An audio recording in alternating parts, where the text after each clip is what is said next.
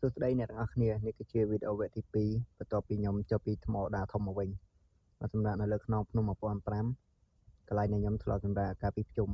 ចង់ដឹងថាតើយ៉ាងណាខ្លះតោះតាមដានទស្សនាទាំងអស់គ្នាបន្ទាប់ពីចុះពីថ្មដាធំមកវិញមកដល់ខ្នងភ្នំ1005វិញម៉ាក់ខ្ញុំក៏ចាប់ដើមរៀបចំចម្អិនម្ហូបដើម្បីហូបបាយថ្ងៃត្រង់ម្ដងទៀតហើយចុងភៅនោះមានតែម៉ាក់ខ្ញុំរហូតហ្នឹងឯងហើយសាច់នេះខ្ញុំទិញមកពីថ្មដាតូចបងប្អូនអ្នកធ្លាប់ជិះកាត់ថ្មដាតូចប្រហែលជាស្គាល់ហើយថាសាច់ហ្នឹងសាច់អីគេហើយបើបងប្អូនណាបានដឹងហើយជួយ comment ប្រាប់អ្នកមួយផងទេសភាពនៅនេះស្រស់ស្អាតមែនតើខ្ញុំធ្លាប់មកម្ដងនៅតែចង់នៅសម្រាប់ដល់ទៀតព្រោះអីនៅនេះនៅចិត្តកន្លែងទូចាភួយហើយមានកញ្ចុះសម្រាប់គេសម្រាប់ព្រោះថាវានៅចិត្តផ្លូវធំហើយវានៅចិត្តទូចាភួយសម្រាប់យើងត្រូវការរត់ទិញអីបានងាយស្រួលអត់ហត់យើងពិបាកទៅនៅឆ្ងាយហើយណាមួយទៀតក៏វានៅចិត្តមាត់ទឹកស្រាប់ពេលដែលយើងញ៉ាំបាយអាមេហើយថ្ងៃរៀងក្តៅតិចយើងអាចចុះទៅលេងទឹកបានហើយទឹកនៅនេះវិញគឺថាត្រជាក់ខ្លាំងមែនតើត្រជាក់ដូចទឹកកកអញ្ចឹងវាត្រជាក់ខុសពីទឹកនៅលើថ្មដាធំបើទឹកនៅថ្មដាធំវារៀងក្តៅអ៊ុនៗយើងអាចងូតលេងបានយូរតែបើទឹកនៅនេះចុះមួយទៅមួយផ្លែតនឹងត្រងារត់ឡើង5ថ្ងៃហើយបន្ទាប់ពីម៉ាក់ខ្ញុំចម្អិនម្ហូបបានឆ្អិនរួចរាល់ហើយខ្ញុំក៏បានទៅកាប់ស្លឹកចេកមកពីបេធាងដើម្បីរំលឹកអនុស្សាវរីយ៍បាយស្លឹកចេកកាលពីភ្ជុំចំពោះម្ហូបនោះអត់មានអីច្រើនទេបងប្អូនមានតែសាច់ដែលទិញមកពីថ្មដាទូចហើយនឹងត្រីដែលខ្ញុំស្ទូចបានកាលពីយប់នៅថ្មដាធំហ្នឹងឯងម្ហូបមានច្រើនទេបងប្អូនប៉ុន្តែម្នាក់ៗគឺថាមានភាពឆ្ងាញ់មែនតើព្រោះថាពេលវេលាបែបនេះទេសភាពបែបនេះគឺកម្រនឹងយើងអាចញ៉ាំបាយជុំគ្នាបានបែបនេះគឺថាវាឆ្ងាញ់ខុសពីយើងញ៉ាំបាយនៅផ្ទះធម្មតា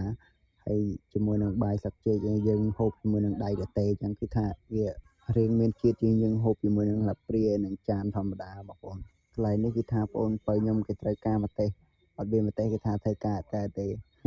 ហ្នឹងហើយបងប្អូនចាំស្ដាប់សំឡេងពិតទាំងអស់គ្នាចង់ដឹងថាតើម្នាក់ឆ្ងាញ់ប៉ុណ្ណាអូមានអ្នកចុកបាយទៀតមានចុកបាយកាមេរ៉ាមែនទៀត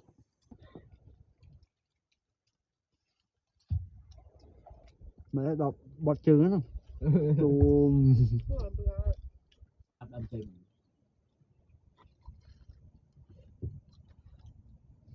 ជាតិអត់មកជាតិអត់thấyខ្ជិងជាតិទូណាthấyខ្ជិងហ៎មកដាធំហ៎ធំហ្នឹងនឹងកៃឆ្លូញខ្ញុំជួយតែចោលដងទួយខ្លួនទួយបានមួយចាមកលើទីជុធម្មតាទីជុផ្លែអត់មួយចង់ទៅថ្ងៃហើយហើយទៅកំសប់ហ្នឹងម៉ាក់តោះតែមកដល់ជិបណងថ្ងៃឆ្ងាញ់យ៉ាងហ្នឹងឡើងលើអត់មួយទៅមកអត់មិនពូមួយចិត្តទាំងយើងចិត្តទៀតបាយយកចឹងមែនបាទជ្រូកមានហូបហ្នឹងទៅជ្រូកមកជុកបងមើលចាប់នោះឡាចប់បាញ់បើអូនគេនៅលុយដល់រត់ណាវិញទៅតែធំពងភួរមកណាផ្ញើពងភួរមកនោះប្រហែលណាមក1គីឡូណា1គីឡូអស់តាំង20លីត្រទៀតថ្ងៃឡានមានមកមានលុយមកទៀតឡើងឡាខាវអត់លំដាប់តោះទេមើលជំងឺហងបន្ទាប់ពីហូបបាយហើយគឺថារៀបចំកាត់នៅដើម្បីស្ទូចត្រីដំណងអត់ចាំយូរទេហើយនេះគឺជាសកម្មភាពស្ទូចត្រីរបស់ពួកខ្ញុំទាំងអស់គ្នាវីដេអូនេះមានតែប៉ុណ្្នឹងឯងបងប្អូនប៉ុន្តែអត់ទាន់ចប់ទេនៅមានវគ្គ3បន្តទៀតព្រោះថាវារៀងវែងដែរអញ្ចឹងខ្ញុំអត់បានកាត់ចូលគ្នាទៅវាឃើញថាវែងពេកអញ្ចឹងខ្ញុំក៏ទុកវាមកភាគទៀតទៅហើយវីដេអូនេះមានតែប៉ុណ្្នឹងឯងបងប្អូនបើពេញចិត្តនិងចូលចិត្តក៏ជួយចុច comment និង like share ម្នាក់មួយផងអរគុណច្រើនបងប្អូនបាយបាយ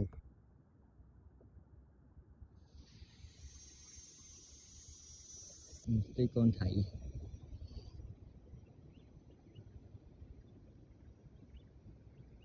ប៉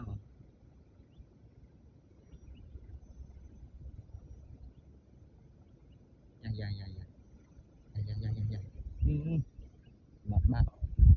បាត់នៅហើយ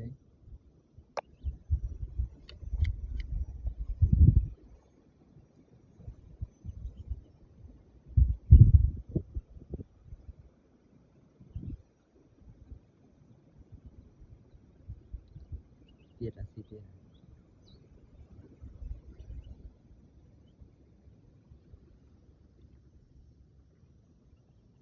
នៅចូលយ៉ា